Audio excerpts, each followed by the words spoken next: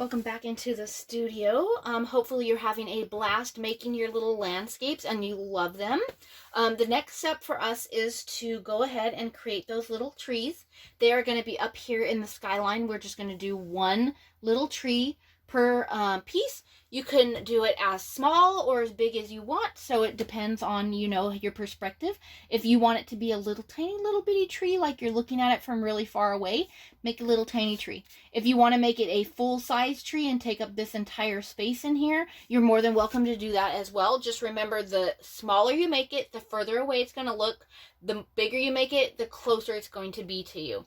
You can also, on here, if you don't want to just hand draw anything without making sure you're going to like it first, you can take a charcoal pencil, a mechanical pencil, whatever you happen to have, and you can kind of lightly sketch in your tree before you paint it. Okay, there are also a ton of ways you can do this into your tree. You could use just a regular acrylic, which this is a black, which is what I'm going to use, and a very detailed brush. You could also use a paint pen. You could use a charcoal pencil. You could use watercolors. You could also use acrylic pens, anything like that. It doesn't matter. It's whatever you have on hand that you're comfortable with. Typically on this step right here, I would actually use a paint pen, acrylic paint pen, but mine is currently dead in the black that I love, and I haven't been able to replace it yet. So I'm going to have to do my backup, which is going to be putting it on here with some paint. So it's up to you which one you actually prefer. Just go with what you have, like I said. So what I'm going to do is I'm going to make very tiny trees because I want them to be way back in the background. I want it to look like we're looking at it from really far away. So I'm just going to decide where on here in the landscape I think it'll look the best. You could put it in the middle if you want. I typically tend to avoid the middle of anything just because it really looks, it just looks funny to me. I don't like the middle. I like it to be offset just a little bit because it's like a rule of thirds thing. So you divide your paper into thirds this direction and thirds this direction, and you should be on one of those corner points. If you're floating around in the middle of any of those, it just tends to give it a different, really focal point look, and I don't really like that. So it's up to you where you put them, but keep that in mind while you're doing it. I think I'm going to put him right here on this little corner. And I'm just sketching in a super, super tiny little tree. And I'm just drawing little, very simple branches around it. Okay. And then you can make these thicker with your paint and everything. It doesn't have to stay this super, super thin. You can do it however you want on there.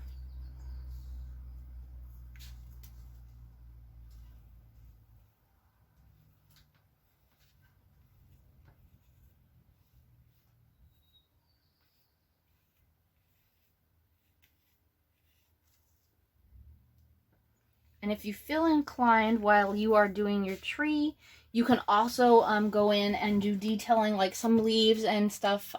It's up to you.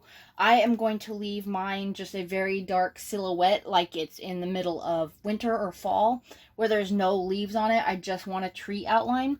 But again, if you feel like you want to add leaves and everything, you can go back in there and do some leaves over the top of it when you're done doing this particular step.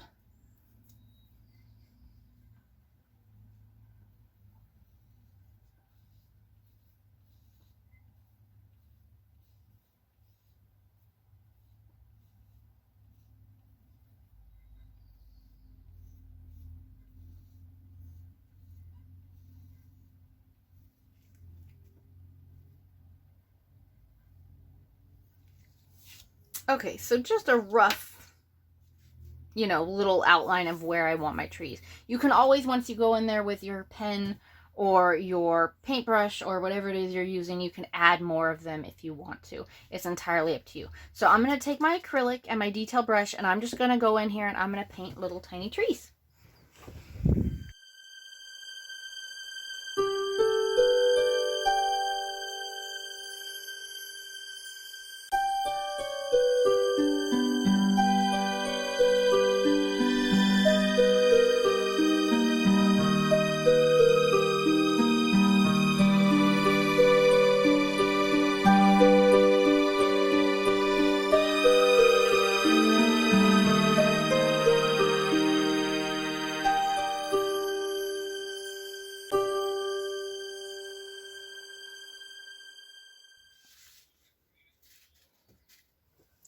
Alrighty, so one thing that you want to keep in mind while you are working on your little tiny trees is that you want to make them interesting, but you also want to make them different. You don't want them all to look the same and everything. You want them to have the same kind of feel so that they make a collection, but they can also stand alone on their own. So that's kind of what you want to do there. So as you can see, like I made the trunk a little bit thicker. On the couple of them, I made them where it's leaning over a little tiny bit.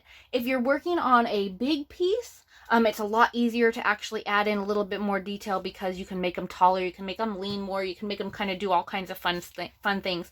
So it's just kind of up to you how you actually want to do your tree. If you want to go in and add some more shadowing or fine detail, you could do a little bit of white on here to add some highlights. You could do something in like a gray, so you could do highlights, you could do brown highlights. It's entirely up to you if you want to finish them with more detail on there, especially if you are using a bigger canvas or something much bigger. Mine for now are going to be done. So hopefully you enjoyed making your landscapes and your little mini trees. If for any reason you don't like the trees, you could also do houses, you could do landscapes, you could do barns, you could do you know, maybe even a flower if you want. The flower might be a little iffy just because, you know, it is a huge landscape and it's supposed to just have a little little tiny, you know, more of a substantial thing on the top, not just a little flower. It might look a little weird, but you could give it a shot. It's up to you what you want to put on it. And again, like I said, I just hope you had a great time and hope to see you back here at another workshop.